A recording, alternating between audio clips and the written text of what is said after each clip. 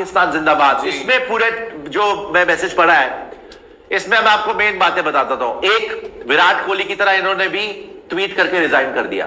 विराट कोहली को बहुत फॉलो करते हैं, कॉपी भी करते हैं, सीधा सीधा बोलूं तो, लेकिन इन्होंने भी ट्वीट करके रिजाइन कर दिया और इन्होंने खुद ही अनाउंस कर दिया कि मैं बैटिंग से तो छोड़, मतलब मैं एज अ कैप्टन छोड़ रहा हूं, लेकिन मैं तीनों फॉर्मेट में रिप्रेजेंट करूंगा पाकिस्तान को। यह कॉल बाबर आजम की नहीं है, ये कॉल पाकिस्तान के सिलेक्टर्स की है, जो भी नए सिलेक्ट, बिकॉज सारे सिलेक्टर्स को भी वो निकाल चुके हैं, मैनेजमेंट आर्थिक वगैरह को भी बोल चुके हैं कि आपको भी नया रोल दिया जाएगा, कोचिंग वगैरह में नहीं, नया रोल देख रहे हो क्या करेंगे, ठीक है ना। और आज इमाद वसीम भी सुनने में जाके मिले हैं, इमाद वसीम जिनको स्नब किया गया था। थोड़े दिन पहले शान मसूद का नाम चल रहा था, जब इंजमामुल हक वगैरह शान मसूद से मिले थे, अब तो इंजमाम की छुट्टी हो गई। शाहिद आफरीदी जाके मिल चुके हैं पीसीबी चेयरमैन जाका अशरफ से, सरफराज अहमद जाके मिल चुके हैं, राइट।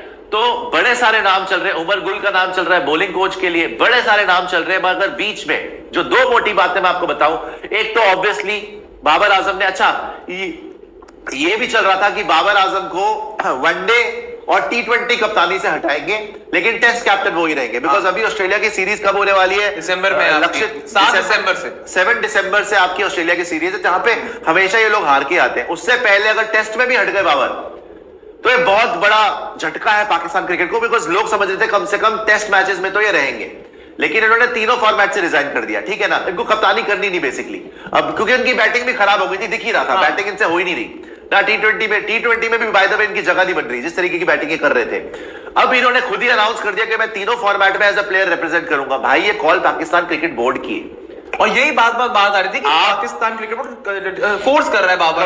कभी भी ऐसा कमेंट आपको नहीं लिखना चाहिए, क्योंकि विराट ने भी यही गलती करी थी। उन्होंने बोला था कि मैं टी20 कप्तानी छोड़ रहा हूं, मैं वनडे में कप्तानी कंटिन्यू करूंगा, लेकिन सौरभ गांगुली वगैरह ने उनको वहां से भी फारिग कर दिया। यहां पर अब इसमें भी एक और लेयर है, क्योंकि बोला यह जा रहा था, जैसे सवाल भी पूछा था, भैया आपको जब Pakistan versus second last match था, आई थिंक साउथ अफ्रीका से हारे थे, या कौन सा मैच था यार, इनका लास्ट मैच बचा हुआ था, तब प्रेस कॉन्फ्रेंस हुई थी, मैंने आपको बताया था कि इनसे सीधा सवाल जर्नलिस्ट ने किया कि खुद कप्तानी छोड़ोगे कि पीसीबी निकाले तुम्हें, यही था उसका मतलब।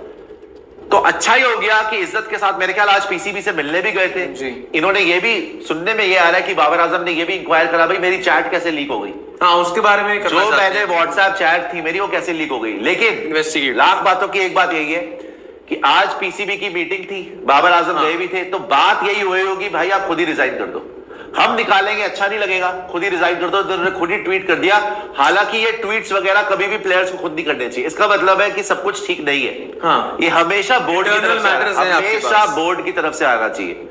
विराट कोहली ने भी जब खुद ट्वीट कर दिया था, सौरभ गांगुली ऐसा लग रहा था उनको कुछ पता ही नहीं है।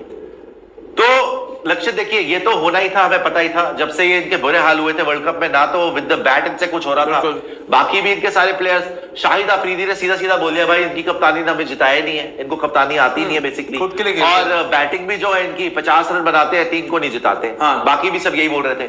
तो कप्तानी तो भाई जानी थी, और आज बाबर ने खुद ही रिजाइन कर